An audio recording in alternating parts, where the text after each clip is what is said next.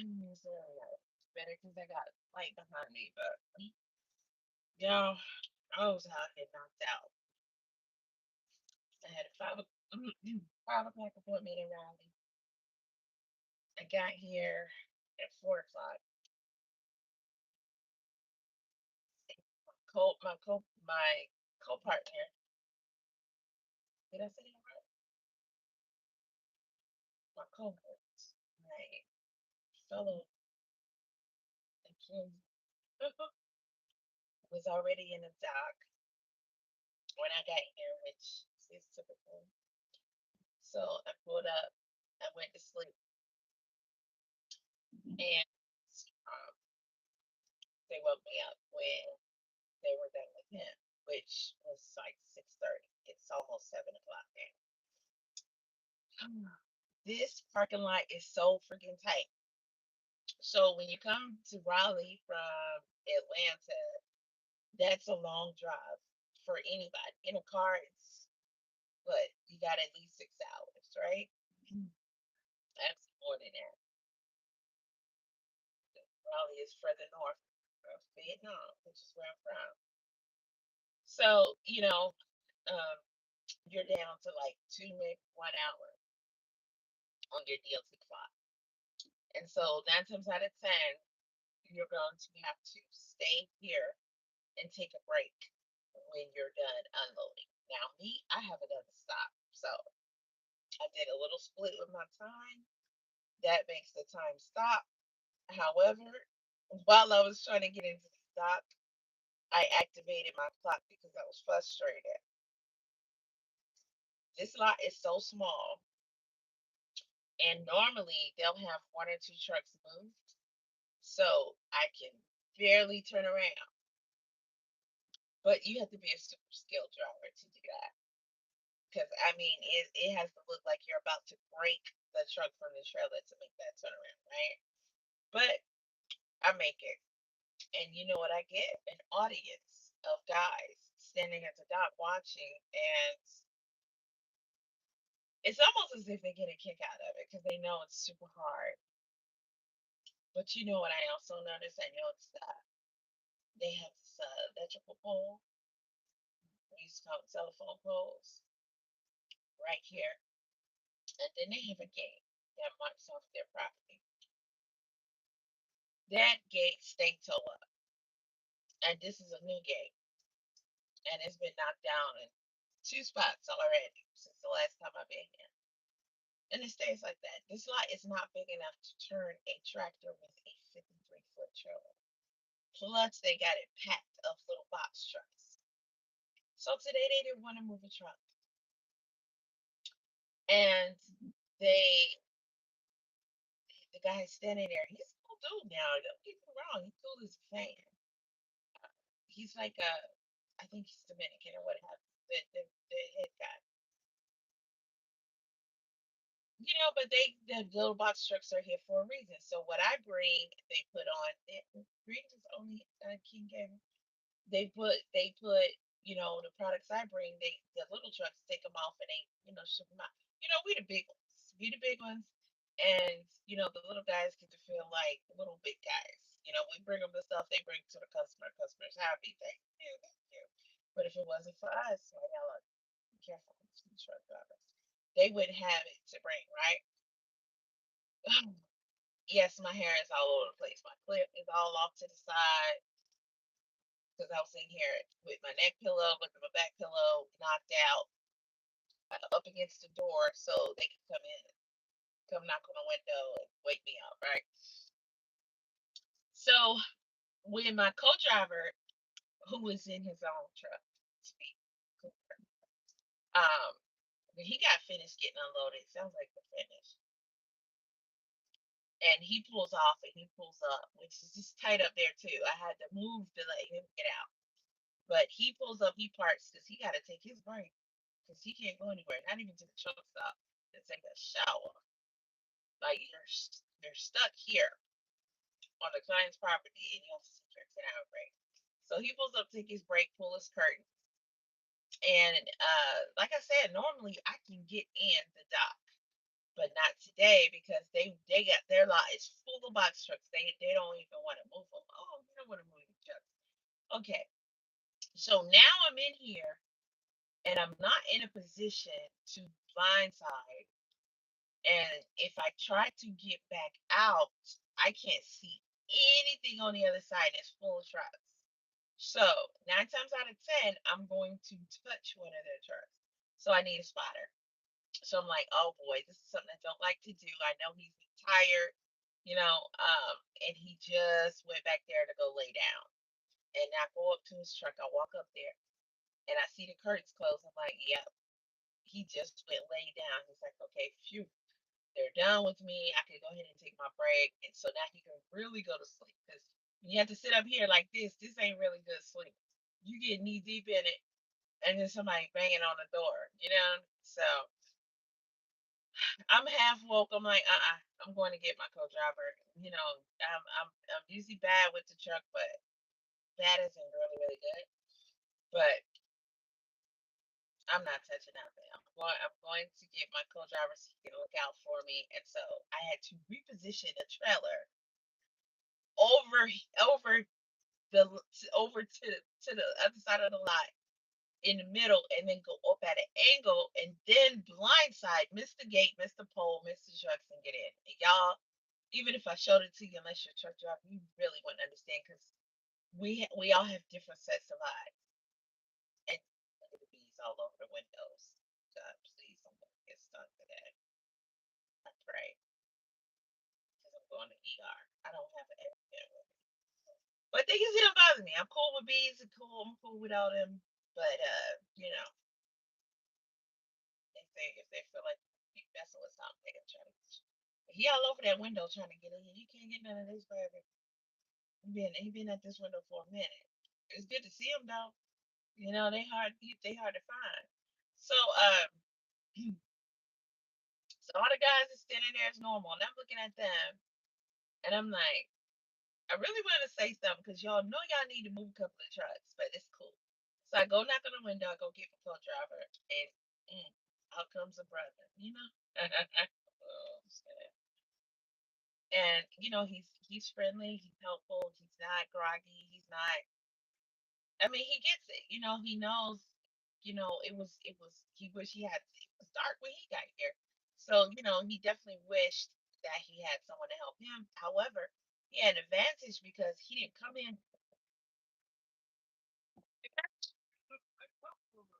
Uncomfortable, uncomfortable. Thank you. All right, you too. Remember, you got all the stuff.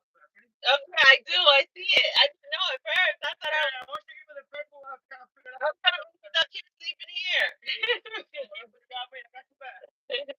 Bye. Thank you for the plane.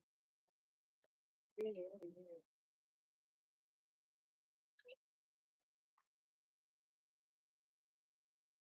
Really nice guy. And you can't beat that. Listen, you can't beat that. But it's so tight here.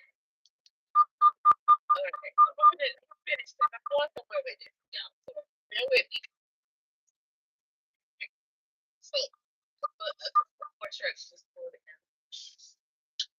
All right, so now I gotta pull it out of here and avoid this. Get this shugging here. So come up a little bit closer to reposition my trailer before I go out, but not today. So we don't see how this works. That should be good. Right. So, yeah,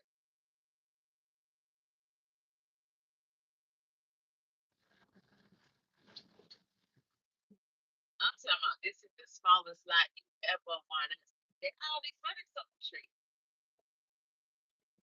That's one thing I suggest people do, especially if you have like a garden or you just want to help the bees out. That's some honeysuckle. They got these shrimps on Holy Hill. But my grandmother used to have honeysuckles, and they definitely bees love them. Bees love the honeysuckle trees.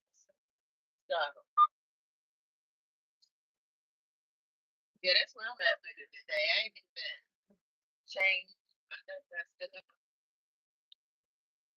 What else you want to call it out? Okay, before I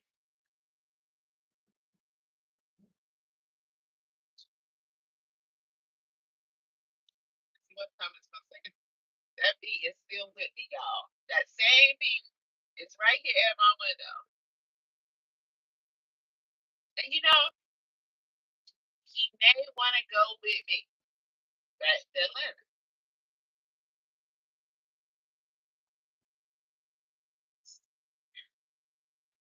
7 o'clock. Okay. I got all the time in the world. So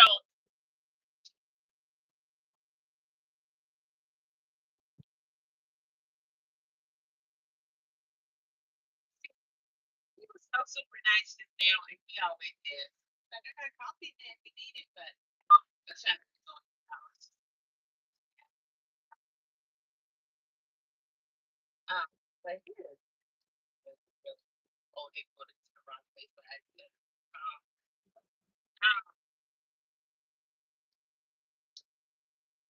I'm not even going to get my second appointment at 10 o'clock, and it's about 15 minutes away.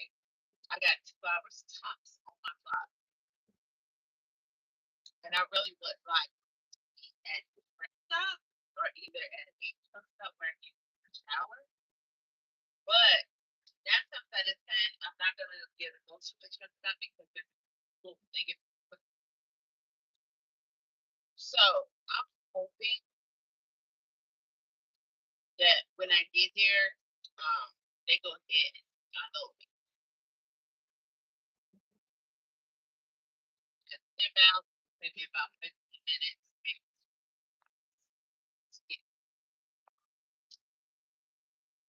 This is not. It's not a good trip, and you know, I make this trip.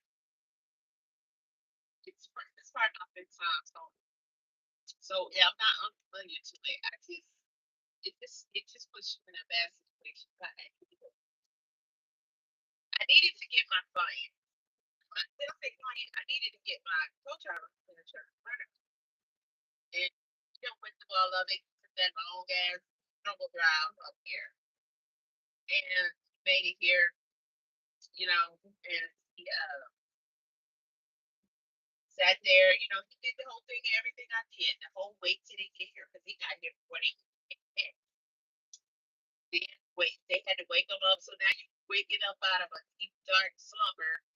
So you go through all that mess to get in the dock, open your doors, and do all that crazy, and he didn't have no assistant.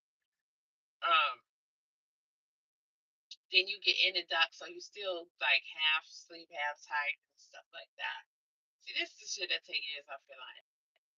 So then you get in there, and they don't never have a large order, so it's not that much. So they probably unloaded you for about what 5 or 10 minutes because I kind of went live right away, and they're already done. Um, so you didn't really get to go back into that sleep a little bit. So you just kind of half cocked. Then you got to pull off and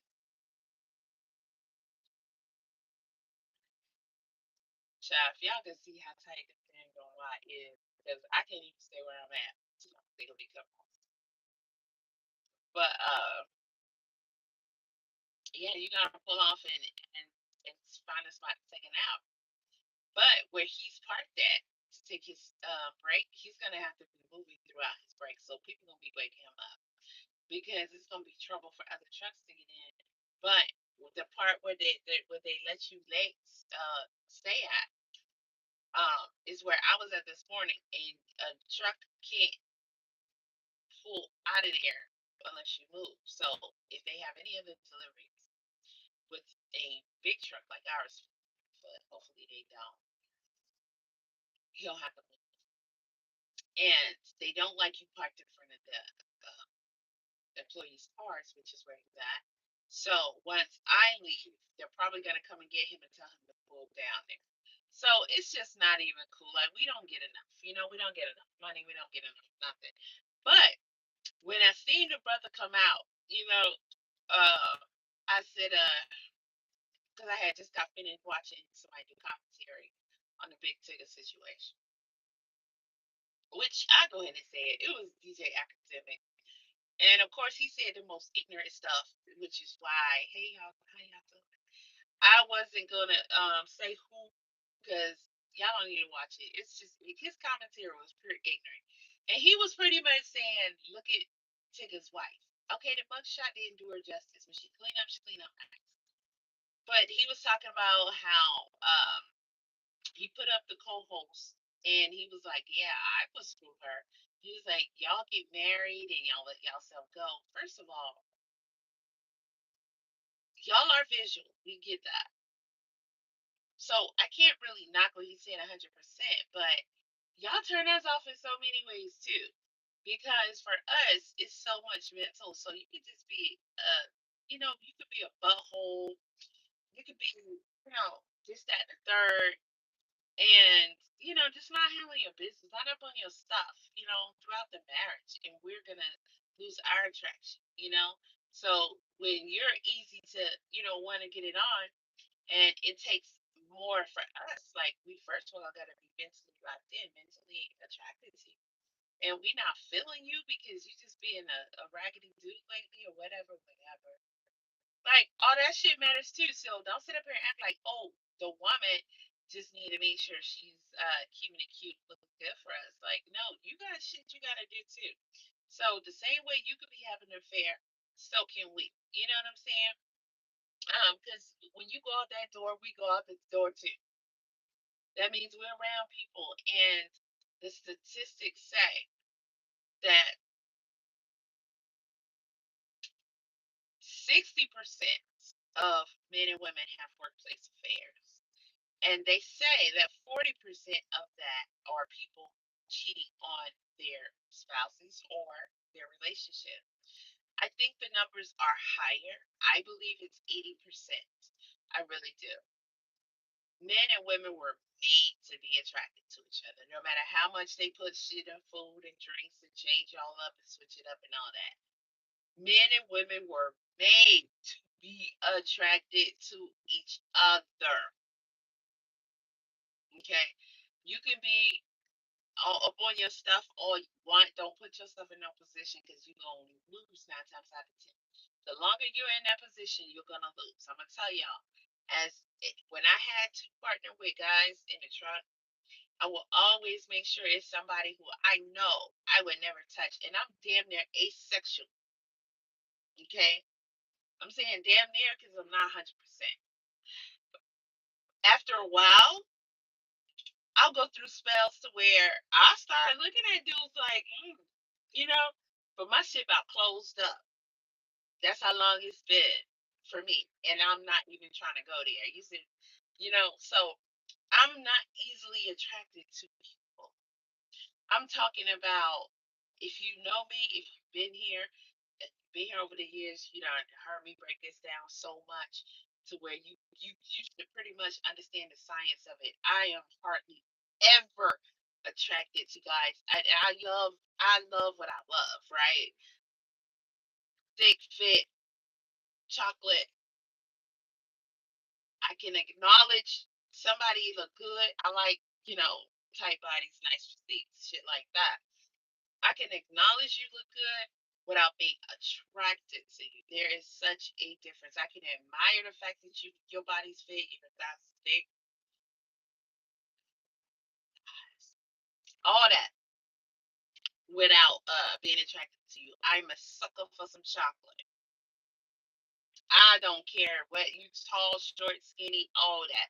I am a sucker for some chocolate, but it doesn't mean I'm attracted to you. I'm hardly ever attracted to a dude. But we are all human.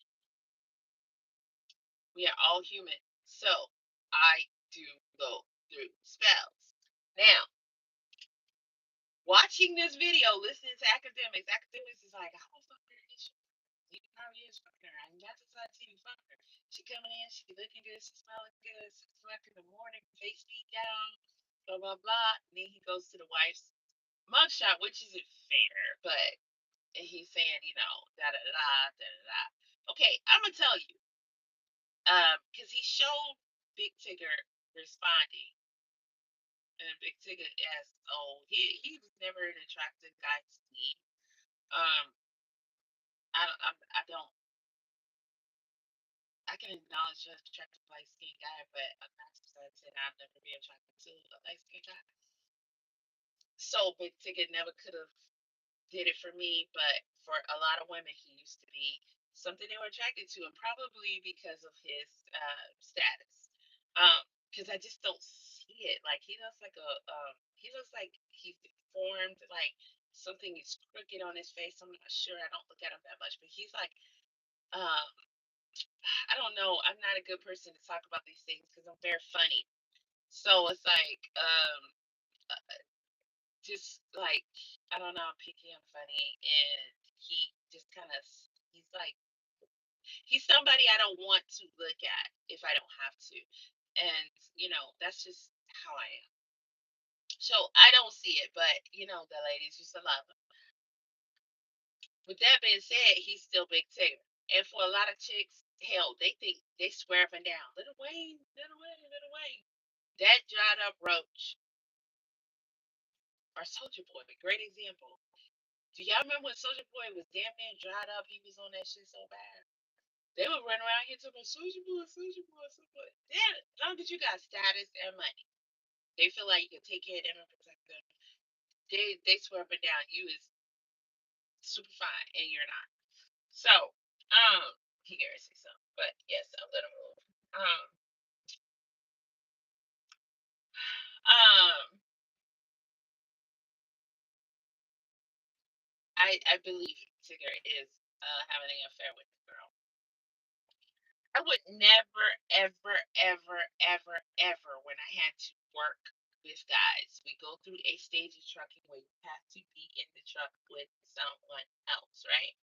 You have to be in the truck with someone else until you are qualified to be on your own. Then they have what is called teams, and sometimes you try teaming to see if you can do it, to see if y'all can make that bread because the truck never stops and they pay teams pretty good, right?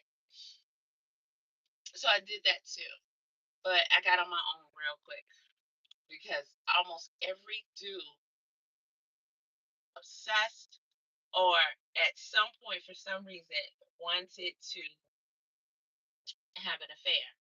And I knew going in um, that I would never touch them because I know how I am.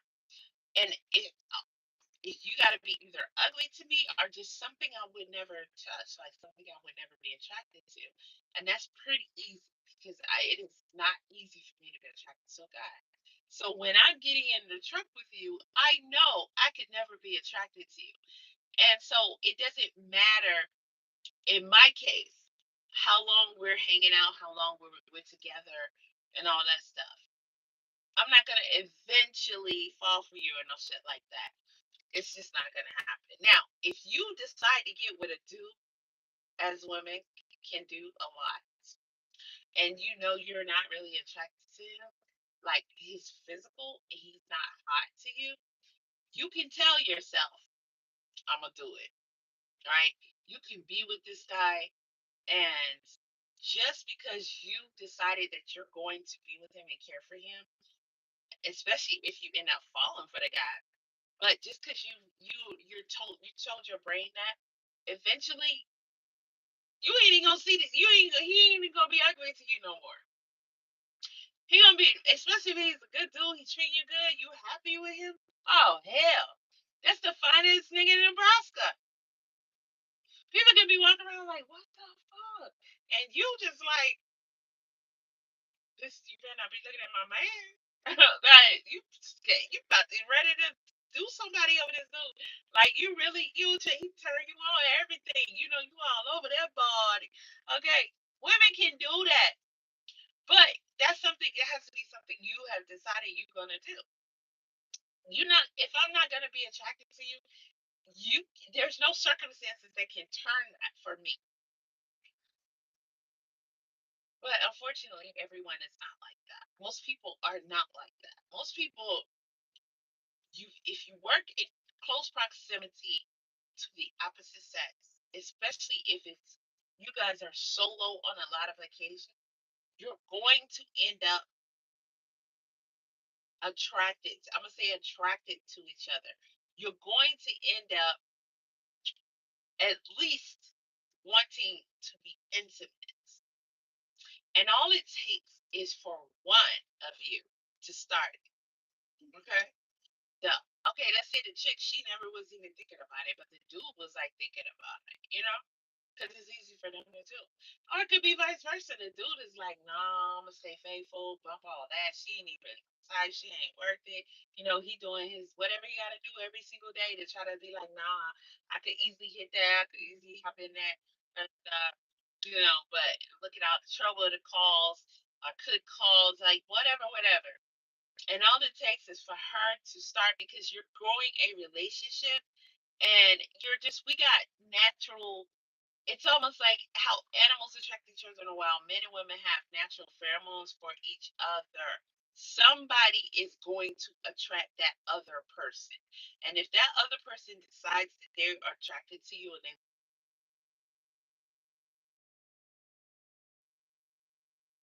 be intimate with you, they are going to start working on making that something that you can fall for yourself. And you may not even realize that they're working on you, but it's really easy for a guy to get a woman in that position. Next thing you know, they're kind of coming at you different, and you're like receptive to it. But you're like, how am I? Was I attracted to him? Like, where did this come from? But the whole time, he kind of like got you there, and you let that happen because you kick in with this fool every single day, and that's your friend now, whatever. However, but you get like an emotional, attachment to where those walls have been broken down. It is not hard, and it is so natural for this to happen. I'm talking about even if you look at the formal statistics where they say 60%, 60% is a lot. I have never, and I've been with, not that it really matters, but all because I mean, I grew up around white, so interracial dating and stuff is not something that would be a red date, right? For me to see. Um, but it doesn't matter what their culture was of the person who I was in that truck with. I'm talking about, I went through some shit with a couple of these dudes because they were up freaking cessed. And the whole time, I'm like, okay, we're getting along pretty good. I'm not looking at it like friends or nothing. But this is a working relationship, like there's no major issues here. And the whole time they damn near in love. I had one, that shit got legal real quick. I'm talking about this mofo went all the way off and everything. And I was like, we was the coolest, the closest. But actually we were together the longest too. It's like 4 or 5 months. I haven't done it long term because it ends up not working out. It don't take much for a guy. Close quarters, like in a truck, that's always a bad deal. But I don't care what it is. If you're cops, when they put male and females together, which they do often, which I think is dumb, because it's going to end up with them having an affair. If they were to tell the truth, almost all of them who were with a female partner for more than a month, they did something. I don't care if somebody sucked somebody, they did something. But they usually end up having affairs. If you look for the stories, you'll find them. Okay. In the office, the secretary, it does not matter if a man and a woman are constantly together. I don't care if it's your trainer, I don't care who it is. I'm talking about you're together damn near every day. 9 times out of 10, you're with that person even more than you're with your significant other. You're with them more than you're with your spouse, and you guys become pretty much like workplace husband and wife. Think about like for trucking, you're not gonna be in. First of all, I don't want to be like that with nobody, right? But I always said, ever since you know, just all of that just not going right. Because for me, all I gotta know is I would never touch them, and boom. I don't have to worry about it because I'm never gonna be tempted. Because it's just you're around a man all day, every day. You can sleep back there. He's driving safe. You ain't hurt. He got your back. Somebody slip up on the streets. He gonna bust him down if he need to. Like he got you. That that type of shit alone make a woman look at a dude a certain way. But there is no way I'm going to start getting some romantic thoughts and feelings. Plus, I'm not the just sleep with you type. Like I don't even. And if you're not a fruit stickler, if however you want to call it, like I am, which most people are not. Let's keep it real. You're going to have an affair. You're gonna. You're not even with your spouse like that every day, all day. And if you think about being in a truck as tight as the shit is, I mean, you hungry? You hungry? Okay, y'all can't even go to the bathroom without the other person knowing. They know what your smells are like, everything. They know how you sleep when you sleep, what your conditions are like out here. They know. She probably forgot her key. Um, she gonna wake up and want something to drink. She gonna wake up and want to stop to go to the bathroom. She gonna wake up and um, oh, we in Mississippi. Oh, she like the the lasagna. They make good lasagna, so we go. I'm gonna make sure I stop by this place. I'm allowed to sleep, but when she wake up, that food gonna be right there. I had that co-driver that went. I should have seen the signs, but I saw him as a big brother. I'm telling you, this mofo was all the way in love. And me and my ex, I was engaged, but we ended up not working out and just becoming like kind of like friends because he was like he didn't want me to trust no guy. Period. I used the sheriff, so he was so territorial and so this and that, and he just really was not going for it. He really was not going for it. And I was at the beginning of my trucking career, so it was like there wasn't a lot of women available to co-drive or to train with. So eventually, I mean, this dude even was trying to. He took leave from his job and he went to the company because the recruiter, which they get to lie real bad back in the day, but the recruiter had him thinking that in 3 months he could become my trainer, and this fool had me waiting. I was at that freaking hotel so long. He came up there chill with me for my birthday, and it's like they would pay you, but it wasn't a lot per week to wait because that's how low we were on female trainers. And so I'm waiting for an available trainer, and I was there for a few months, and he was not playing that. It's like you're not getting no truck.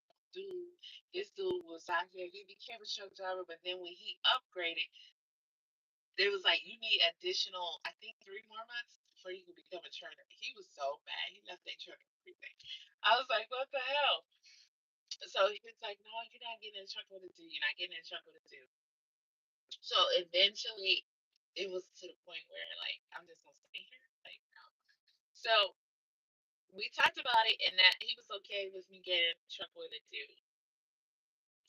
And at that first location, I had a incident with a trainer, and this was a different situation because that dude was just a uh, somebody who should have been on America's Most Wanted and some shit. So not to talk about that because I done already told that story. But after that happened, and I took care of that ass, but I ain't gonna. That's what I said. I don't even talk about it. But going further along in my career, it was just really unavoidable because until you get to a certain point where they allow you solo, you have to be in the truck. You have to do a certain amount of time in the truck, and it's usually months with another driver. And it's usually a driver that either is on the same level as you. Both of y'all need experience to be able to for them to be comfortable in your truck by yourself, or it is someone who has pretty much upgraded and they just want a team to like make that money, and they're gonna take a chance with a new driver, and hopefully you will pull your shifts and everything. Um, and I would co-drive with these dudes, and I would ditch them for whatever reason because they just wasn't up to par for me, and they were, just being too. Like I could tell they was starting to like being like that. I'm like, nah, we're not doing that because I don't know what you're thinking, but because I'm nice and we're getting along, trust me, I chose you. I'm not gonna tell them this, right? Because then of course, but I chose you because I know I would never be attracted to you. So this guy, and I'm talking about, he was black. He was the first black co-driver, and everybody else was not black. The trainer who I had to ordeal with, he was Jamaican. And if I would have ran that shit how I like somebody would have on a legal perspective, this shit would have been national. Like it would have been a big deal. But try to find his ass. I bet you won't. So anywho, um, so he was Jamaican, and this guy ended up being a black guy, and that's something, right? But don't worry about it. It's crazy white boys too that I never, right? Whether I was with them and they was crazy, or they was crazy because they chose to be crazy, right? But I'm just pointing out that these type of people like this, which everybody knows those straight. But this dude was out here, the trainer. He was already, you know how Jeffrey Dahmer was out here moving, and people he should have been stopped at some point, but he just kept getting victim after victim. It was pretty much that type of shit. Um, the guy that I was with, he was older than me. Not that, because I've always dated older guys, but I'm just saying he was older than me by more than 10 years. He was ugly as shit. So I'm still to this day like, what the fuck made him think? And I think he's just because he said I was his first co-driver, so he's just not accustomed to,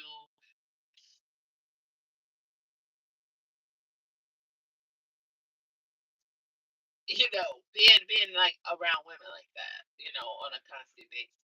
And he still stay with his mom, so I'm thinking dude just ain't really had it like that. I mean, dude he was ugly.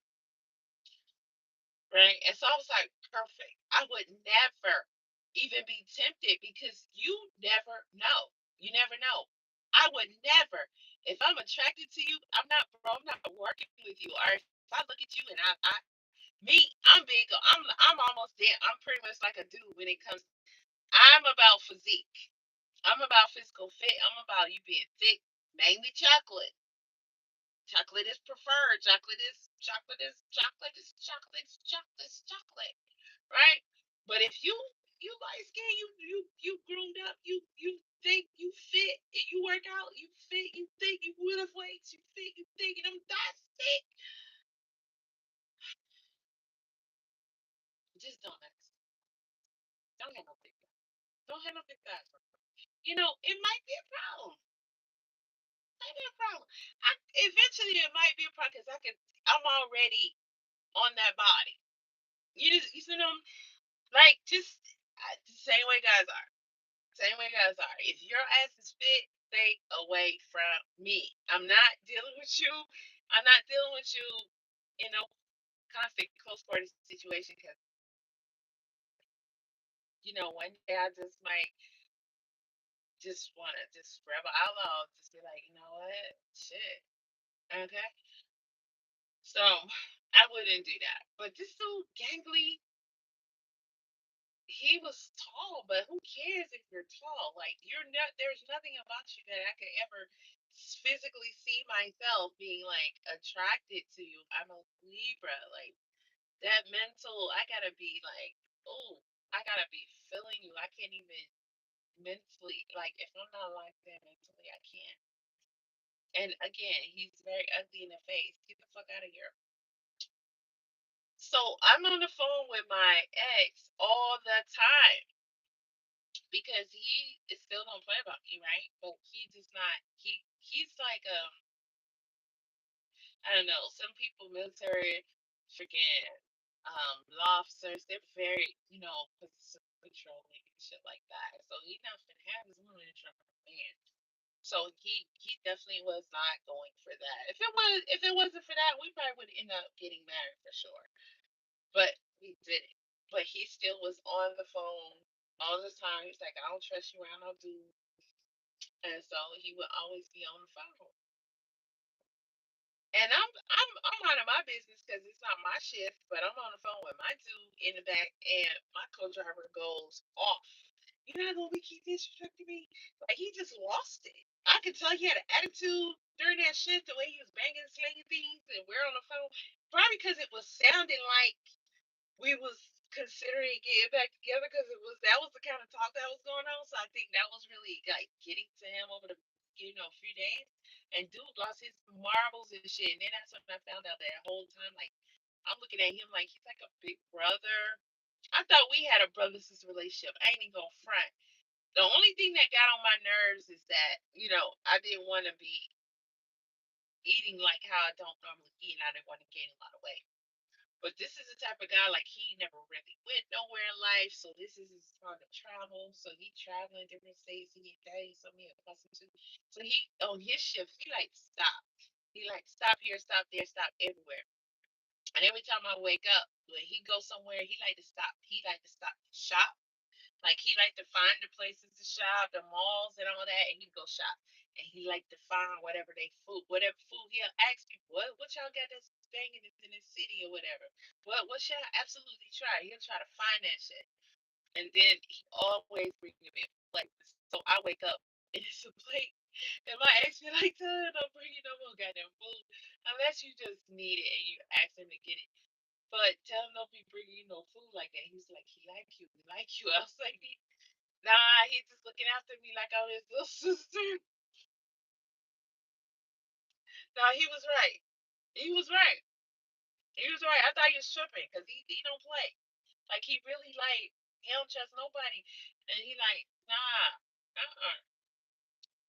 He was absolutely right. This dude was insane with it, and the only thing that I can think to give him the audacity to really flip, because he flipped. I'm telling this dude ended up with criminal record. I don't know if he had one before, but then you end up your ass stranded on the other side of the map. Gotta find your own way home. You gotta deal with the law. You gotta deal with charges. You gotta deal with all kind of shit because he really flipped that bad. I'm talking about homeboy was about to have my ass out there buried in the snow. He was cutting all the way up, and I wasn't even upgraded. I could drive, but I wasn't under the approval because I was very new to drive the truck without a co-driver. So they had me. Once the cops, did what they did, and I was, I guess, saying, um, they had me to get the truck because he took off with the truck. He was gonna run my ass over. That shit was crazy as hell. But he ended up taking off with the truck. So he took off with the truck, and then when they got him and arrested him and all that shit or whatever, they got the truck back. So I was in a hotel. They put me in a hotel. So it was like a few days later, or the next week or whatever. They told me they said because I'm like asking them like, how y'all gonna get me home? So they trying to be cheap, sorry ass people, big ass company bullshit, shit you don't do, right? But hey, this was so many years ago, beginning of my career. Um, they was like, yeah, we trying to get another driver coming out that way to come and get you. I was like, well, don't y'all just give me a damn plane ticket, like. I'm not in a position to where I want to ride back with yet another person. Hi, and 9 times out of 10, it's going to be a guy. So I'm just sitting here. I'm like, what the hell? So I'm good because they paying for everything. Breakfast, lunch, dinner. I'm in a hotel. So I'm like, I did this hotel thing already for so long. I mean, the beginning of my career was crazy. Trucking school was already crazy. But I'm sitting here waiting. So eventually, they're like, we made him park the truck, and so it's truck and trailer, right? Because it's delivering.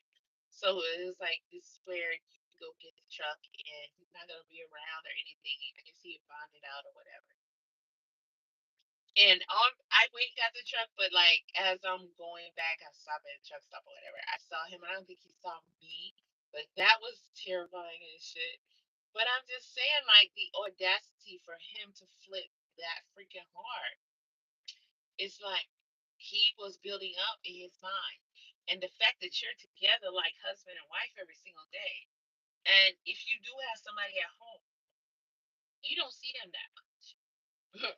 You don't see them as much as you see this person. So people build emotional attachments, they build, mental attachments, and then you have that natural male female thing, especially if somebody's a sex addict or a horn dog or something, or if their morals and values are low. And they're just like, oh, this is something new. Oh, she smiles at me. My wife doesn't do that anymore. Oh, look at him. He's holding the door. He's making sure I'm good. Da da da. My dude be on bullshit lately. Whatever.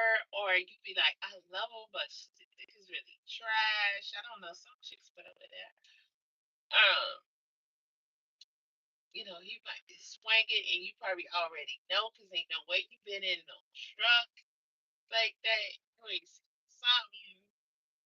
I'll give us a break. Like, other situations.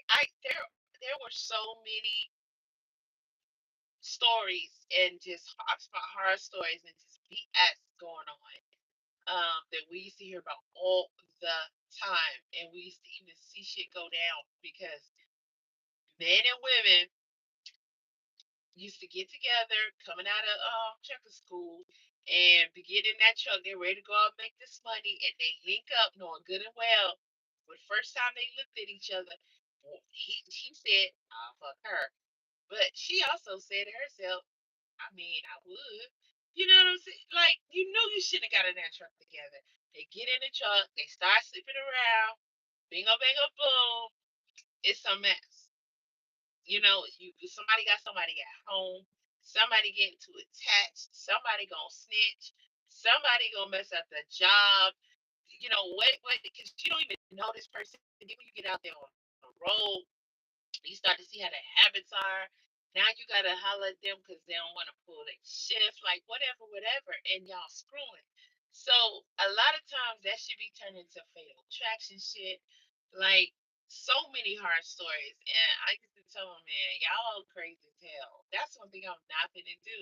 Is get. I'm not even getting in the truck. If I can look at this person and know that I mean, given the right circumstances, I would touch that. I'm not even fucking with you. Like, I'm not doing it. I'm not doing it. They all end up co-hosts on TV shows, especially the cops, man, because that's almost like trucking. They in the car together all day, every day. You she get coffee, she gonna get your coffee too. Vice versa, you know. They together like they fucking married all day, every day, and they end up sleeping together every single time. There is no, there is like I'm gonna say 0% that Big Tigger is not um, sleeping with his co-host. And his wife knows. That's why she been cutting up like that. She knows, and what are you gonna do? Because all the public shit, that's not how it should go with the marriage. One thing I saw that academics, I didn't watch the whole video. I ended up dozing off, and I think it was a live actually, and then it ended, so I didn't even double back on it. But he went over the co-host's social media, and she didn't have no pictures of her mixed together. And academics, sometimes you gotta watch these guys so you can hear how they analyze shit. Where regardless of whether it's your type or anything, a dude is a dude is a dude. So, he's covering it for that type. He's covering it for actually a lot of dudes to tell you the truth, whether they're gonna tell you that or not. But to hear that mindset on a lot of the things he was saying, it's like, okay, this is how guys think. This is how guys move. And one thing he was saying is he definitely will be hitting that. And he gave a lot of reasons as to why. And it's some old BS, but that's how dudes rock. That's what. co-driver right there, right now. He's on my side. He's super nice skin. He got some nice thick lungs and shit. But he cool and everything. I wouldn't get in no truck with him because just the way he vibes and everything. Um, he's like he work out, but he ain't thick enough for me. But there's just that slight, like there when you start this, I could make an exception. Blah blah blah. Women usually know the energy, the vibes, everything. You usually know. And dude walked out. He's like, he think else, let me know. And you could tell he was almost in his deep sleep. But shit, it ain't nothing but a thing. You got shit. You can hop in somebody else's truck, or they can hop in yours like that, easy. We had the terminal together, this, that, and the third, and they always trying to holler, especially when I be at the gym. That's why I go to the gym most of the time, and not the company gym because you can't escape it. I mean, I'm in a male-dominated field, and guys are coming left and right, left and right. And one thing I did, I know do again because I'm too old for that bullshit anyway. But sometimes, and this is what I think women should never do too. Like you start to feel like you're a mean girl because you're always turning the guys down, even though you're doing it in a nice way. Guys are master manipulators. Once you a grown ass man, you should be pretty much almost on mastery level because dudes come for chicks ever since they're little, and they get guidance from dudes and notes from dudes, good, bad, ugly, whatever tactics, and they should be at mastery level if you're over 40. Okay, if you pushing 50, you should be at mastery level. So if they're in their 30s, they should be reaching it. They should be pretty good. So they see you, especially if they talk to you, they should know what angles to come at to eventually start breaking down. They see the walls and they know how to do it. It's gonna be all kind of BS lies, whatever the case is. They gonna try to get in. If you ever listen to Cam Newton, trust me, when that dude gets talking about giving girls advice about dudes, how dudes are, first of all, he's a creep. So he's giving you game. Tell listen to him. And when that guy says a guy will come disguised as your friend, and he will be that friend if it takes him 1,000 years, just waiting for that one perfect moment, for the right time to just flip it, or that right time to make his move. He will be the best friend. He'll even act like he gave you up to. And Cam Newton told not one lie. Not one lie. This chick's out there that be in the comment section when he said, because he says it on his show. I don't watch him like that, but over the years, I've watched him, and I know that I've seen him say that to women on his show more than one time. He was questioning them about something, messing with somebody, and they be like, and they like, bullshit. I ain't with that friend shit. Nope, nope. Either you did or y'all are going to. Or he's working on it, some shit like that. He like, listen, I know dudes. Ain't no such thing as you just got a friend. He is not your friend for no reason. He your friend because he wants something. And he will lay low and play that friend role good as hell until he feels the right moment to start switching it up or to make his move. And he ain't telling that one lie. I done been cool with dudes so many times. That cool shit don't fly with me no more. And sometimes as women, you say, okay, I'm gonna give you one last chance. But if this turned out to be some BS, I'm not gonna ever let a guy or anybody guilt trip me again into saying, "Oh, y'all are always assuming guys, da da da da da, or you always we don't never get a chance because they spin and blah blah blah, whatever the fuck you wanted to say to you, blew it in the face." This is my 50th year, so you shit like 50 miles of power, like there's no turning back. Okay, I am solidified in my shit. I'm at mastery level now. I am solidified. There is nothing that can make me look and think or give opportunity or anything. I see things for what they are, period. And the last shot was a dude at this job. And the guy, again, he's 10 plus years older than me. He came, he saw, he had been seeing me. I don't pay these dudes no attention. So that's another thing, while we not minding them, they be minding us. So once they see you, they know they're going to move in on you.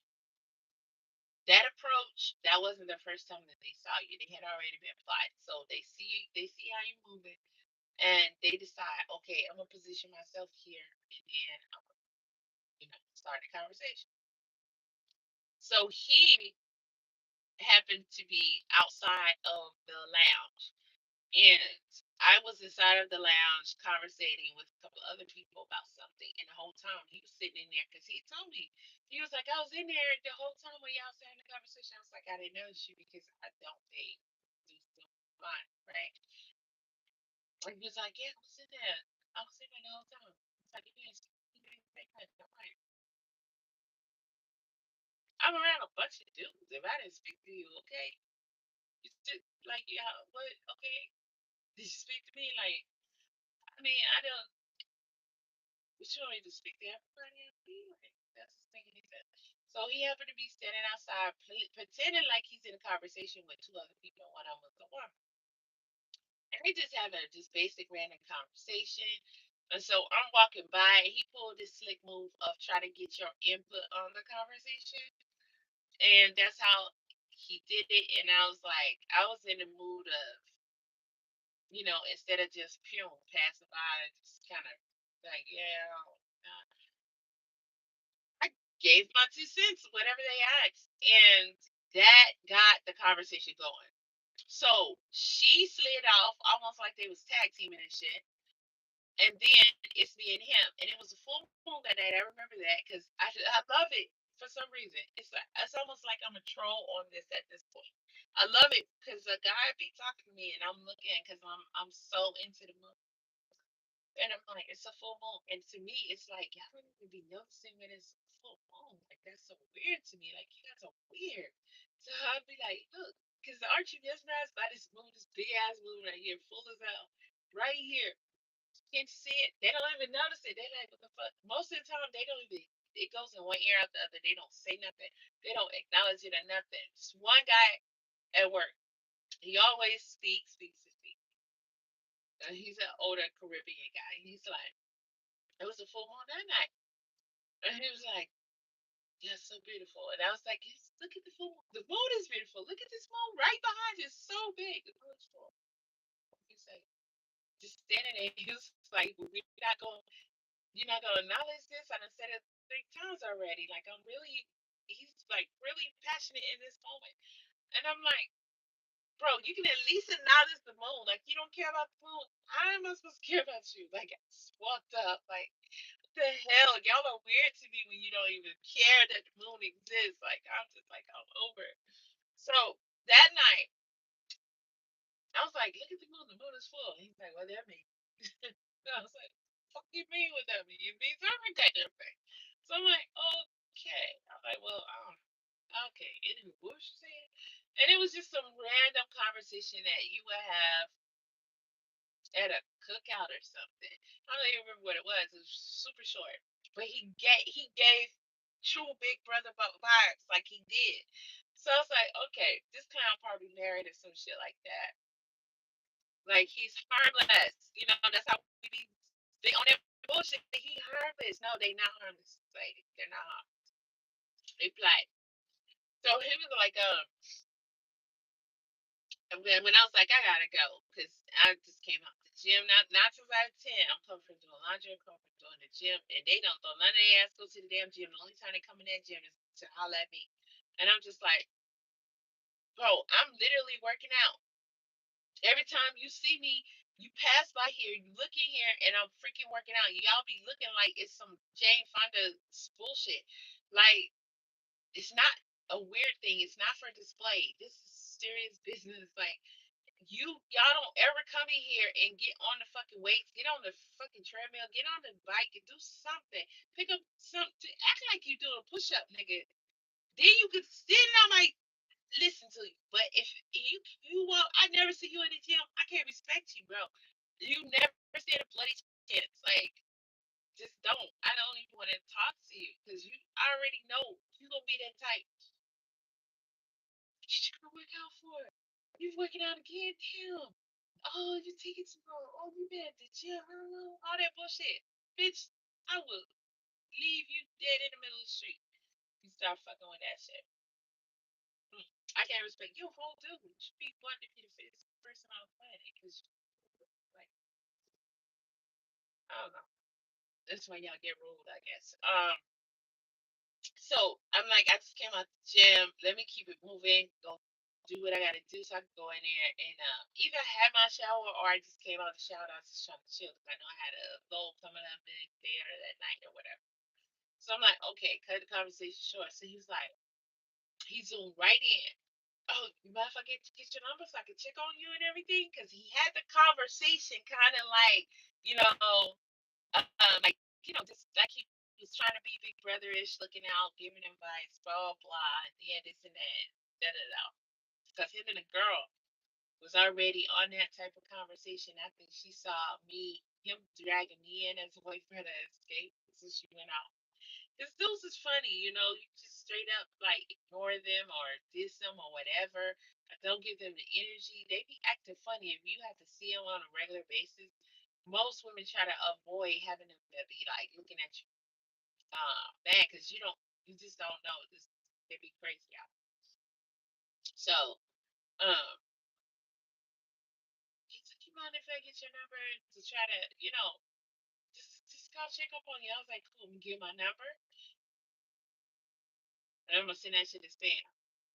He texts, I ain't gonna answer, and then he'll just eventually like let the shit go. I don't know how it ended up, but we talked on the phone, I think once, like to have a conversation. When he texted me, I don't know how he did it, but he made it to where we actually got on because I don't even like talking on the phone. But he made it to where he had to talk to me. Like he came up with some bullshit. So that worked. I let him slide with that. I got on the phone with him. I was like, cool as hell. This dude ain't trying. He probably got a wife or he gay or something. He's giving those vibes. Like he just ain't even really trying to go there. So I'm like, cool. I'll chat with him. He said how cool he was. So we chatting, and he was telling me immediately that he's about to quit. He can't. He's tired of this truck and it's hard. Being on the road, he's been doing it for I think as long as me or almost or longer or something to that effect, but he's been doing it for a while. He's like, my mom's at home and all that, so he had already put his notice in before we even spoke that night and everything, so he was supposed to quit. So when I was like, because I was making it clear that we wasn't gonna continue to communicate, so I'm like, oh, okay. I said, well, dang, when you leave, then we ain't got nothing to talk about because we talk about work. He was like, nah, you can keep in touch. I was like, nah, I don't see no reason to be doing that. So I'm trying to let it be known what space I'm in. So I drifted off. Like he texts, I really would respond because we only really chit chatted about the job, right? Um, so I just really wouldn't respond. So he was supposed to leave that Thursday, and when that mofo left, I was going at the time. I was going to his home state a lot to get delivery. Okay, he seemed kind of weird because every day he would want to know where you going. Uh, did you drop your load yet? Did you make it? Did you get Fonzo report? Oh, you good? You safe? And I'm like, I see, I get it, but that's not your position. Like, you ain't supposed to be doing that. I don't like answer to nobody. You ain't my man. I'm talking about no, I don't like that shit. Don't question me, don't ask me nothing, don't get in my business, don't do that, done none of that. And then I know if once a guy start doing all that, you gotta be careful with that because they feel like you're a position or something. And so I wasn't trying to open those doors, so I just slid off from him. And I was like, cool, I don't even have to see him again. And so so I don't have to see this big ass dude. And I don't mean big as in fat, but he's like a really big guy. So I'm like, I don't have to see him walk up at no terminal, no nothing, and it be awkward or whatever. And or for him to walk up and say, "What's going on? I was worried about you guys. You be playing that number and shit." Yeah, he said one thing one day that really made me slide. He said, "I called you, I text you like the past 3 days. You ain't responding." And I'm just like thinking about kid catching. And he didn't catch. So wait, what's the second song? I'm trying to remember who am I going to because I'm trying to figure out how they go.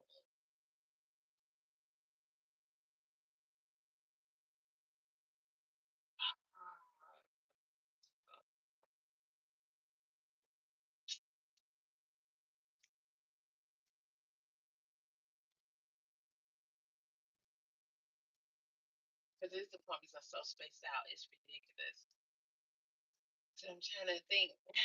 It's not even 8 o'clock yet. Well, it's about to be 8 o'clock. I'm trying to think. Are they gonna just go ahead and see? Either way it go, I'm gonna be real tight trying to get out there and get to somewhere where I can park at, so I don't have to take my break there. But I think it is the place I remember. It won't be that bad. At least I'll be able to like get out, walk around. I might even be able to get out with my little gym stuff and my rope, my Pilates mat, everything on the like on the side of my trailer in the cut and be good. But if it's where I'm thinking, yeah, I slide it pretty cool. Cause like at least I need to get out, walk. I need to at least do some exercise, but you gotta look at what you're sacrificing and if I can at least get some of that shit like, you know, I'm not gonna be happy and I might do something strange. Don't call me, don't ask me shit. You're not gonna have me stuck where I can't do absolutely nothing. I took this long after I'm gonna get where I need to be, figured out, fix it, shit. But dude was like, when I call on my people to check on my people, I want to make sure my people's is straight. And I'm paraphrasing. And he's like, I be worried about you, and I just want to know you're good. I'm like, I only known this dude for like a week. I only done to him a couple of times. He sounded a little on it like he sounded like one of them dudes like he already feeling like he done claimed something, and now he wants you to. I don't like no dude that act like that anyway. It's a difference in being protective and being clingy or insecure or anything like that. And he sounded like one of them weird ass dudes that's like he looking at some shit like it's something it's not, and he acts like you couldn't be even in a relationship with him or a friend because he just too much. Like he doesn't know his boundaries and he's excessive. And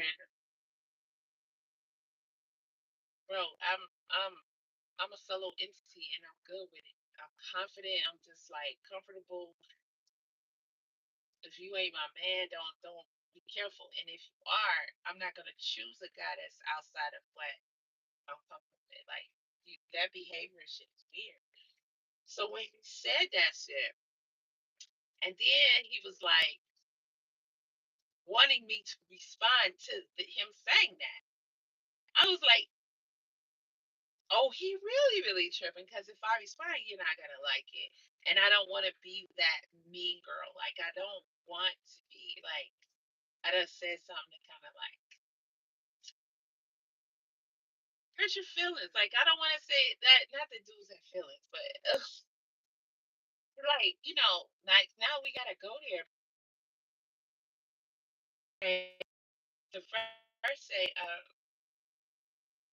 like basically like you're trying to check me and scold me for not responding to you. I'm not responding to you ever. Okay, you should just move around. Like it doesn't. I don't have an obligation to respond or not respond. Like I have an obligation to fix my damn nails. Okay, because they shipped at this point. Two of them snap. You know what I mean? Like, I have an obligation to do what I choose to do in life, but I don't have no obligation to nobody nowhere. Like, what do you mean? That's very rare for you to be talking like that. So I don't mess with you. Like, what? So I didn't respond to that. And so he's like wanting a response on that. He's repeating that. He's trying to make it, he's trying to basically tell me that if he reaches out to me, I need to respond. I need to pick up or text back or something. He wants to know where I'm at, what I'm doing. And then he was like, he felt like he wanted to verbally express that because I was like, I'm not feeling this, this type of talk. And so he was like, nah, I'm going to explain to you, this is what I'm saying. Like, I don't care if you my mama, you my friend, you my sister. Like, I'm like, when you come on, bro, you listen, we close to the same age. I ain't no slow, you know, uh, I'm not slow. Like, I understand what type of dude you are. And it's not the type of dude I would be dealing with because I ain't got time for that bullshit. And I see what you're trying to convey right now. This is what I'm thinking to myself. I see what you're trying to convey right now, and I'm just not with it. So I'm gonna go ahead and let you go your way. That's pretty much where I was at with it. And he knew because after that conversation, I just let him say that shit, and I'm not even gonna waste my breath. I don't need to tell you who I am, what this is, what this ain't, and I'm not finna comply to that shit, or you ain't putting nothing on me, bitch. You don't. I'm sorry. Are we paying bills or something? Because what I miss, I'm ghosting him.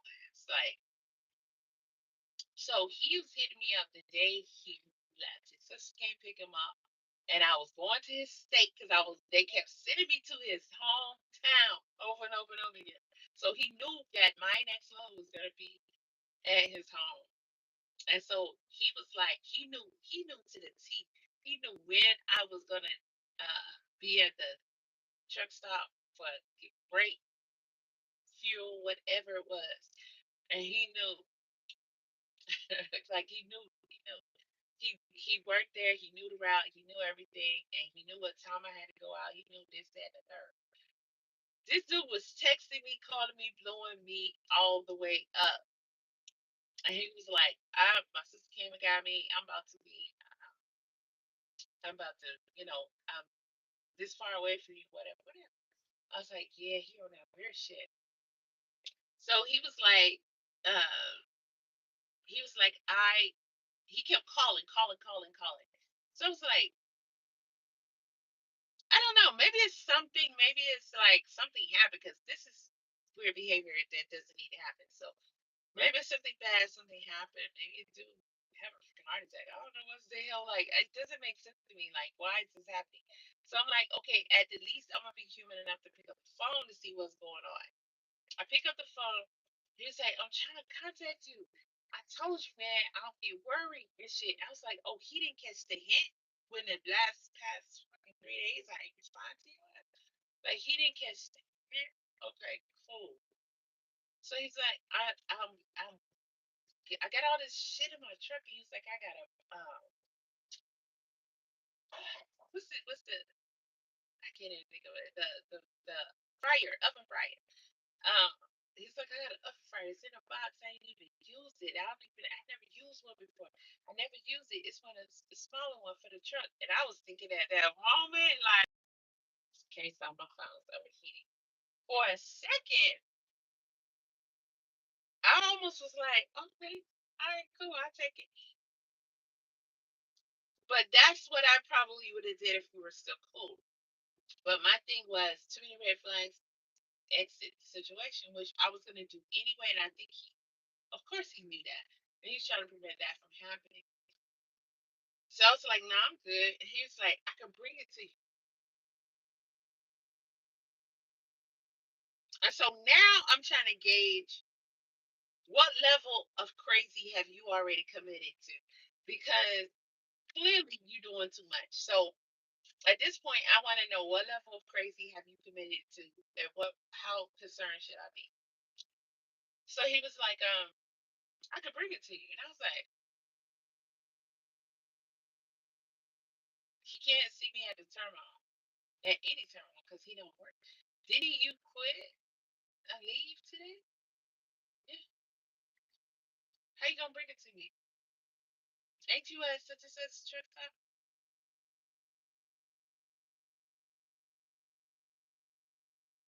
Yeah, but they don't like that. Mm. I was like, I'm just down here. I'm finna be on my break. Like, how do you even know I'm here? Like, why is see, I'm just no, I'm not even trying to like that doesn't make any sense. You gonna have your sister stop by here and bring you here so you can hand me a oven fry? No, that's good. I'm good. I don't want it. He was like, don't worry about it. It's cool. I understand. Get your rest, take a shower, do what you gotta do. I'll come back. I'll come bring it to you. Bro, you live in Alabama. What you mean? You don't. We just supposed to say goodbye. Like, what are you talking about? He's like, I come back, I'll bring it to you. Well, you gonna bring it to me where? You bringing it to the job because you don't work here no more, so you can't be here. Like, what? I'm gonna meet you somewhere. You coming? Like, what you thinking? So he was like, I'll bring it to you. I was like, nah, I'm good. I don't even remember how the conversation ended, but I ended that damn conversation. Man, and after that, we not speaking anymore. And that mofo turned into a freaking lunatic. When I say lunatic, man, I'm not even gonna spend too much more time getting into the specifics because I already talked about it enough.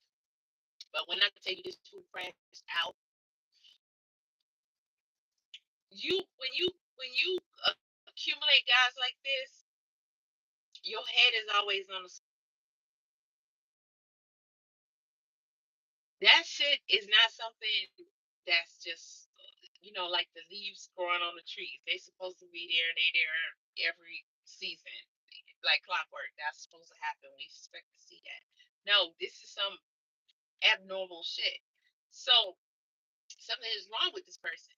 So regardless of it, how things get, I guess, temporarily diffused or what have you, you're always on a swivel because things have gone too far. And for me, at this point, the going too far part is I should have never acknowledged you in the first place. I don't care what you say or think of me in that moment. I am not giving you any engagement anymore. It's been too many times, too many experiences. And they will play this role, play that role, but all the time they on some bullshit. And you just don't know people. You don't know their mental history. You don't know their medical history. They can lead a mental. You don't know how they operate, like what they've been thinking. You don't know how long they've been watching your ass.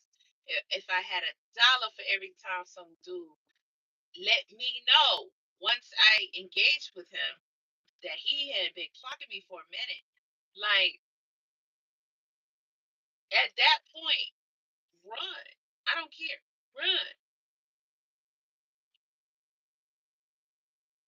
They're always gonna. That's always the person you're gonna always have to worry about.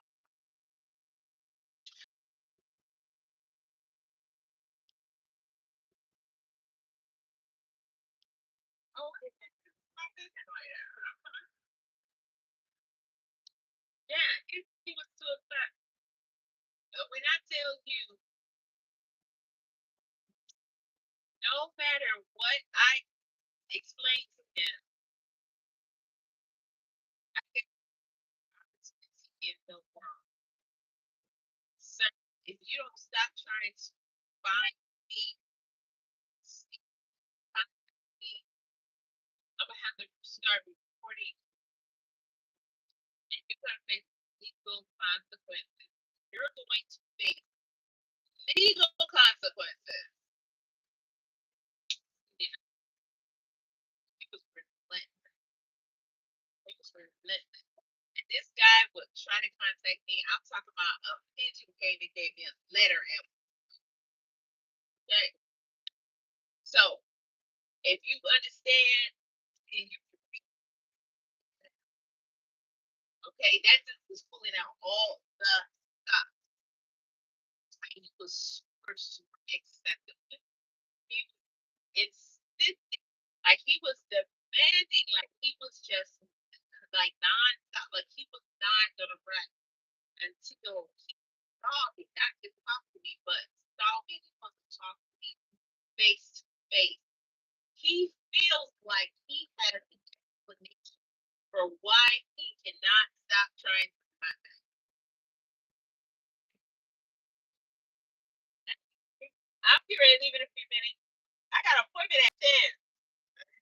appointment at 10, but it's right up the street. Okay, when you got here? Like 4. They gave you another appointment already? It's on the same load. They always do that. Yeah. Okay. Yeah, and they usually don't take me early. But I mean, I'm at the end of I only got like an hour left. They like 15 minutes away, but they don't like try to hurry up or nothing. It's empty. So I'm hoping they go ahead and let me go so I find somewhere to park. They park here, right? Yeah, but I can't get back here. Okay. Yeah. So I gotta take them this stuff. Got it. Yeah. Let me write it down for you. Because I'm on live. I don't want to see it.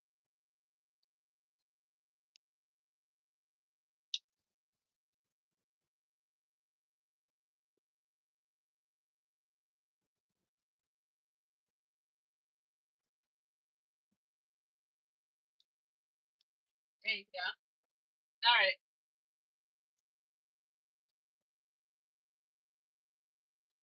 See if I can. And that's all day, every day. So, did I just renege on everything I said?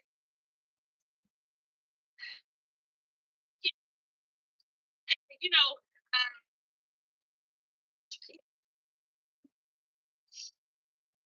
that's a coworker. That's the same company. Same I told y'all they helped me this morning. They give the opportunity. They do it all day, every day. All right. They used to do it right away. But while I was sitting here, she got out, ran, walked around for a bit, got back in the church, came off a little bit. So already knew what these stuff about me to be right. Um, Based upon everything I said, I should have not gave him my number. But that's the bad thing about us people. You know, I'm on live. I don't want to turn down live. Help me out. I want to be friendly. It's like GPS on mastery level of how to say no. Clearly, I'm not. Clearly, I'm not. And a part of that is because y'all are so weird. You guys are so freaking weird. And I'm pretty sure the amount of times that I get a guy trying to talk to me in a text is close to the same number of times that your average guy is used to a woman turning him down throughout his entire life, is what I'm saying. I don't know what anyone else's average is, but I still women get hit on all day, every day. But speaking for myself, all day, every day, everywhere I go, okay? If there's 5 guys out there, they just trying to be first one. And once one guy sees another guy already approach you, they won't come for you. But if they know they're gonna see you again, that next time they gonna probably try. Right? It's not anywhere I go that it does not happen. That's a lot of turning down, right? Okay, it shouldn't matter. The thing is,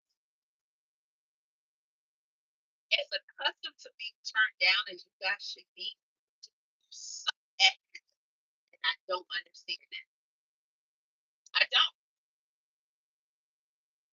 You never know how a dude is going to take denying him further. No matter how you put it, you would be smiling and sweet, and you could say, I'm happily married with 1,000 children. Okay, keep this ring on my finger. But for those purposes, I ain't never taking it out. I don't care what we have. But it does not matter if they want to further the engagement. They don't care. They don't care. Hell, I was big ass pregnant. And I couldn't even go to the store without dudes trying to hop. And I'm like, well, the last thing I'm thinking about is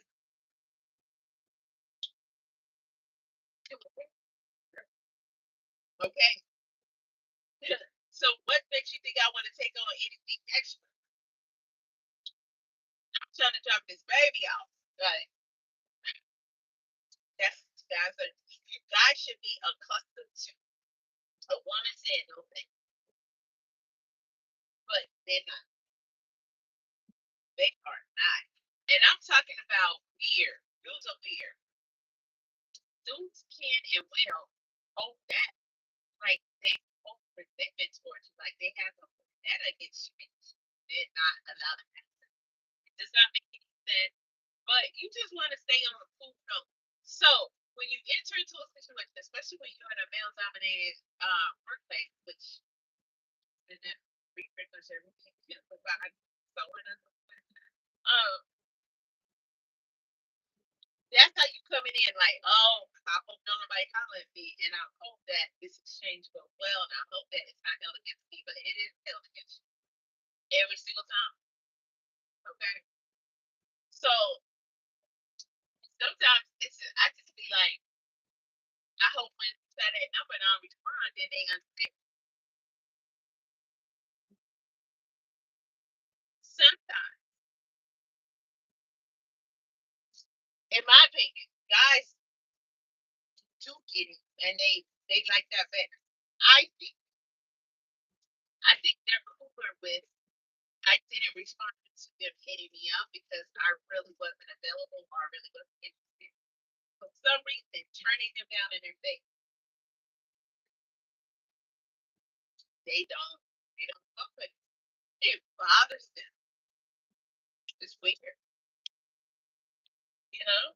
It's like it crushes their ego and then they're gonna go all, you know, insane on your ass. But, that one dude that I was telling you about, this steering wheel battery nine all the time.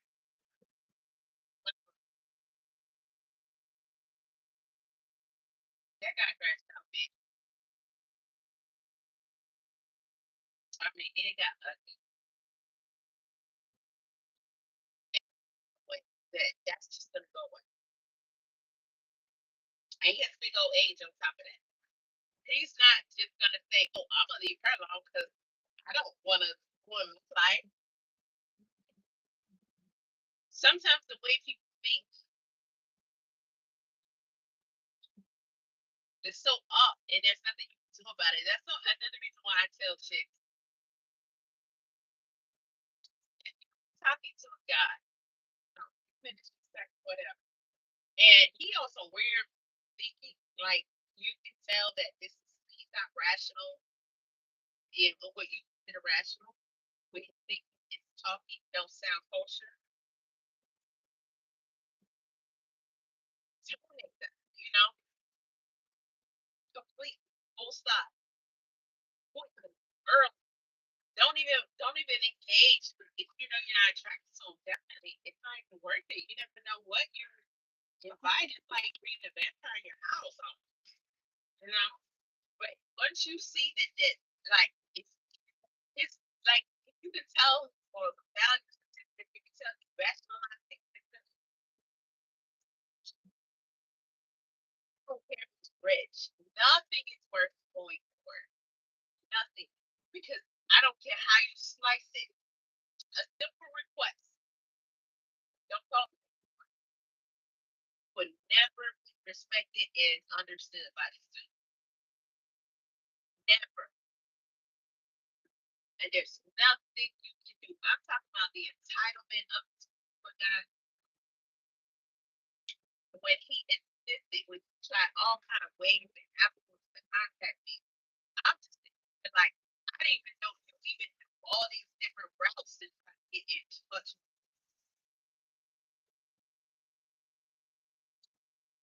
It's long, drawn out explanation over and over and over. When I say clearly to you, I don't want any further communication with you. I don't want nothing to do with you. It can get no more clearer than that. That you have not known me even tonight until you talk literally a couple of times. And this, I'm talking about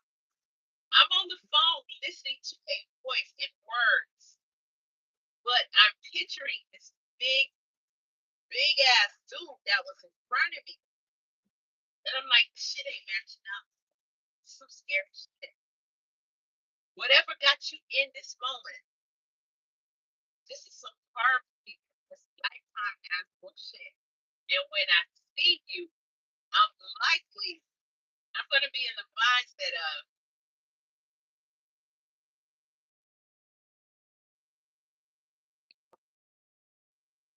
I would say, be careful. There's no, that lady in the parking lot with old boy, she gave him a lot of leeway. I can give you that kind of leeway. I'm going to protect myself because you already showed me that your ass is certified and determined at all costs. There is nothing more scarier than a dude that he can somehow change your motherfucking mind. But you're excusing and rationalizing the situation, and you thinking that if you just so and so, or if I just heard you out, if I just saw your point of view, you're gonna change with it. Bro, no, you're not. And I'm telling you, clear as day, absolutely under no circumstances.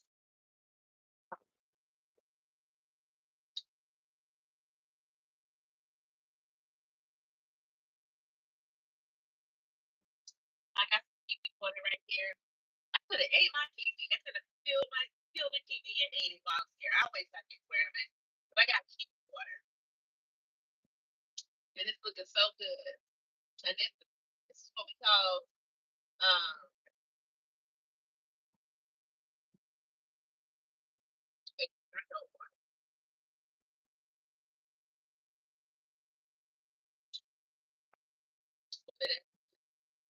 Put fruit in it.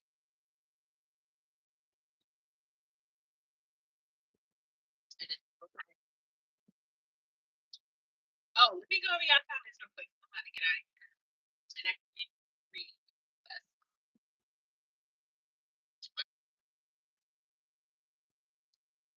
Only King Gaming. Shout out to you.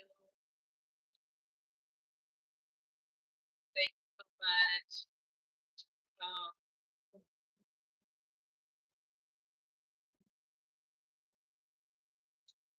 Nick Schrader. I'm not understanding what you're commenting. Jerry, I'm gonna go. Hopefully, well, I want to go back to Atlanta. Um, you know, but I'm here. Of course, it's stuck because I can't go to a planet unless I get out the certification. And put in a location where I can get active and so. But I need to get active. I got a goal to reach. I got to do a lot of stuff I did since I've been in this truck. And I'm going to be 50 in a couple months.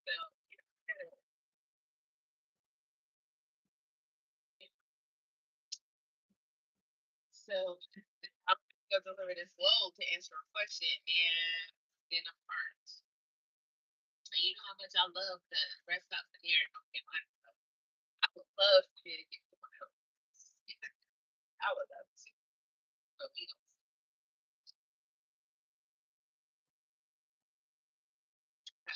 But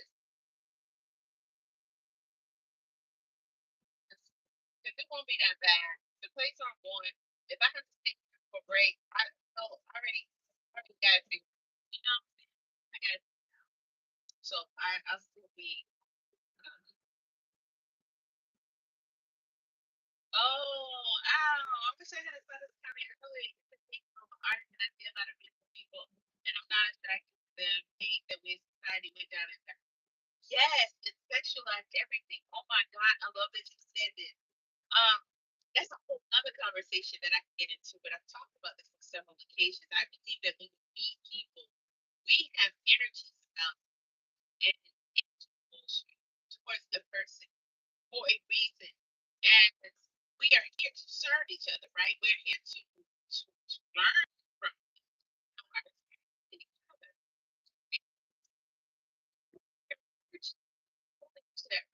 because you're supposed to learn something from them. They got a gift for you from the creator. That's how we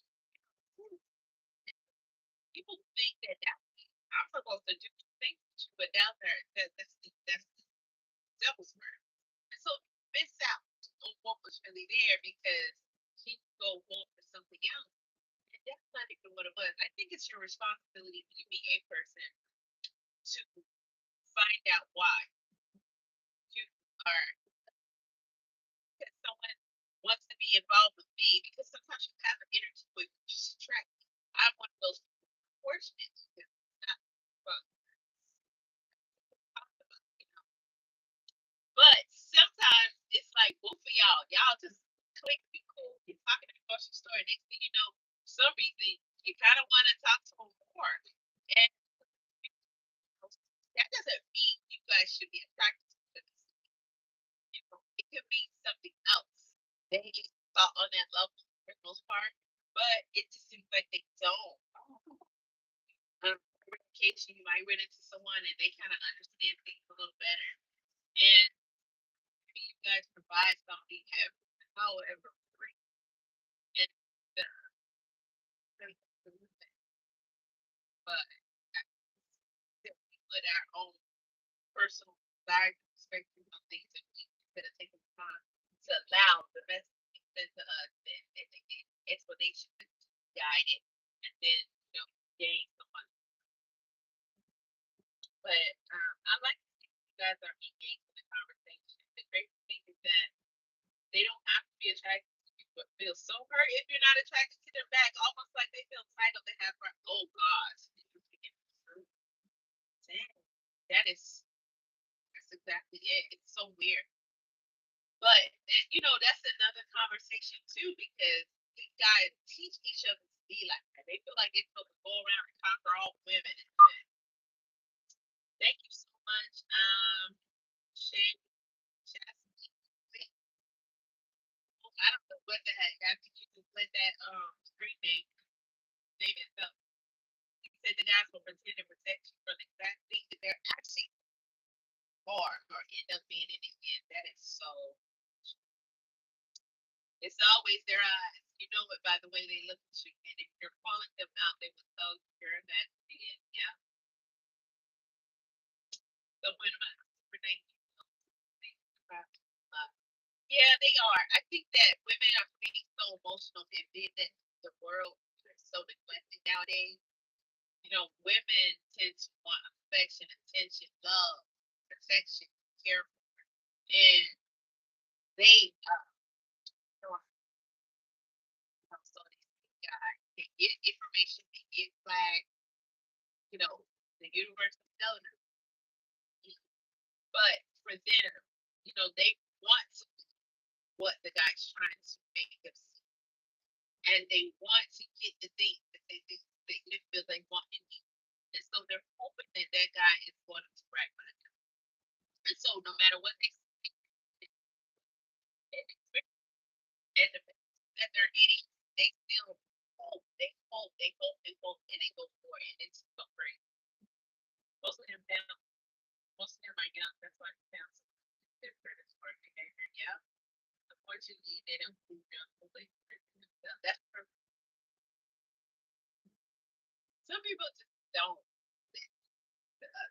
You know, it should never stop. So if you're giving messages to give it may resonate with someone because they may be kind of seeing things on that path, especially when people don't have really.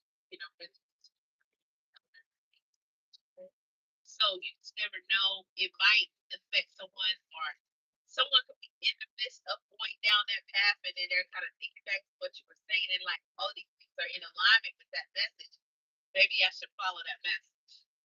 And they just might say something a whole bunch of men. And women tend to date older men, and men younger women compared to men. Yeah, yeah. The question is why? What are women looking for typically when they date older men? What are women looking for typically when they date younger women? Because there's a variety of possibilities to that, and I think a lot of them are unhealthy.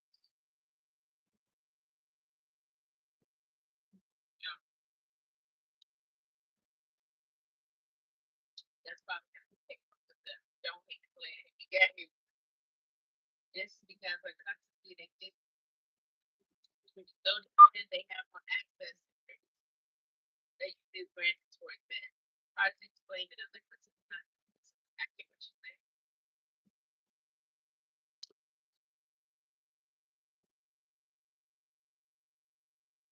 Well, I think how did so many of them? Oh, probably because they're first. Like I see the DRU, yeah, that's probably one of them. Setting conversation about adult men, so that age girls, they feel more adult, get access to other things they can't have. What up, Jerry? Well, I appreciate you guys' engagement, even though I wasn't seeing it at the time. I just expect y'all to pop out with it early. And so I kind of assumed that, oh, for the most part, it might be trolls. I don't feel like stressing so much. But I'll go ahead and head on over here. But it's still. And come back, because there's some other topics I want to touch on that I haven't been getting to. And it looks like I'm trying to combine area, my brain. So I'm gonna be trying to exercise. So I don't know. I don't know if I'm gonna attack my nails until later. Because the time can go by so fast. So they're getting worse and worse because I done cracked this and cracked out one. And I really just did these, but I didn't do like a acrylic fill. I just did a dip covering. So it made it easier for it to crack, and it did that. So I don't like the way it looks, so I need to do it over. All that hard work. But I knew I was gonna want to switch it out completely after this time, so I decided not to even put a coat acrylic coating. And I cut my nails down too because they had grown so much.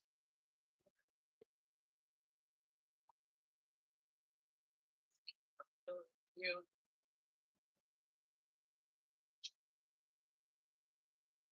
There's just so many topics I want to touch on. But I can say this too before I leave. Although this is going to be a super small video, which I might still do that so it can be highlighted. But the girl, I'm trying to think of her name. I didn't know her. Um, Free doll. She's like young, 20, something like that. And she was having a party at a rented mansion. She had this rented Lamborghini, and coincidentally, what's the name?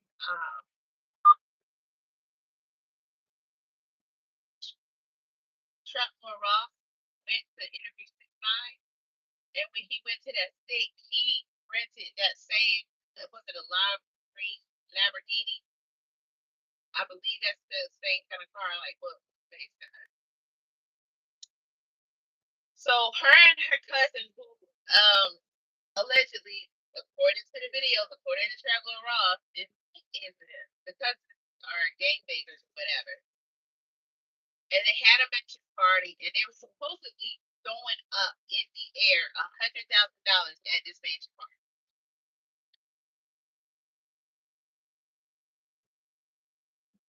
I don't believe that. However, you never know what these kids say. But the whole thing about flossing, I got it like that. That was never something done to this extent back in my day. Everybody knew as well as understood how dangerous that was and how you're inviting. It's only an invite. It's like going to the woods, being your little cabin out in the woods where you know there's bears out there, and you just go outside and have a cookout. Okay, go put some salmon on the grill. You know, great. So they went to this gas station.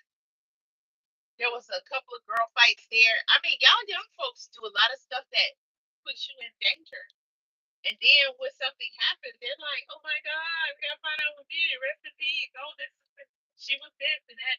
Okay, well, she was living a life that it was bound to happen because that's ridiculous.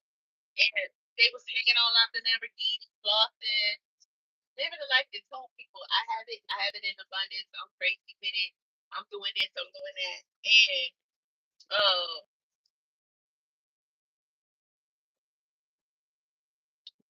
does something that said that she, because he stayed in the YN business.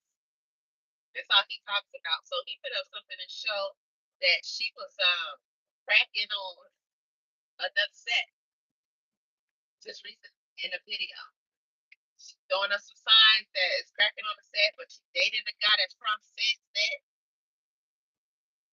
So he was like, I'm confused. I don't know how much he really understood what he was talking about with that.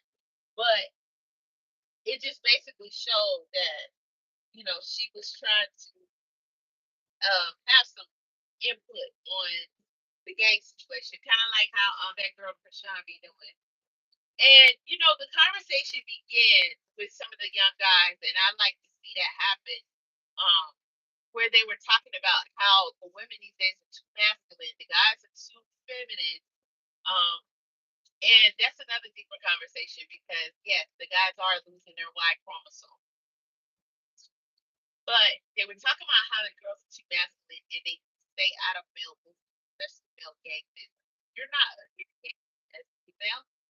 You should never involve yourself. You should never speak on or nothing. You should never throw up nothing. I don't care who you hanging with, who you cool with this week. Um, who is your brother? Who is this, that, and the third? Um,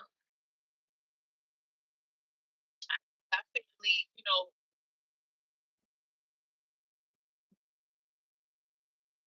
see me up here like it's cool.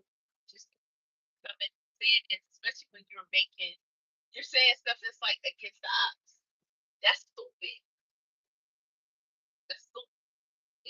That's dumb. And that's what she was allegedly doing, amongst other things. It was just all reckless. So that's like she was basically living like a YN herself. So that was bound to happen. And people don't know whether the target was for her or whoever else. But it was for all of them. That's the life that they call upon themselves. These people got sprayed up.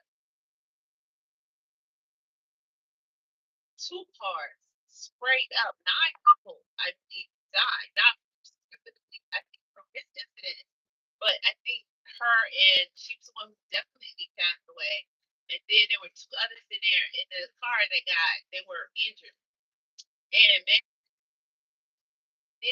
the car veered off into someone's house and stuff like that. That girl is gone.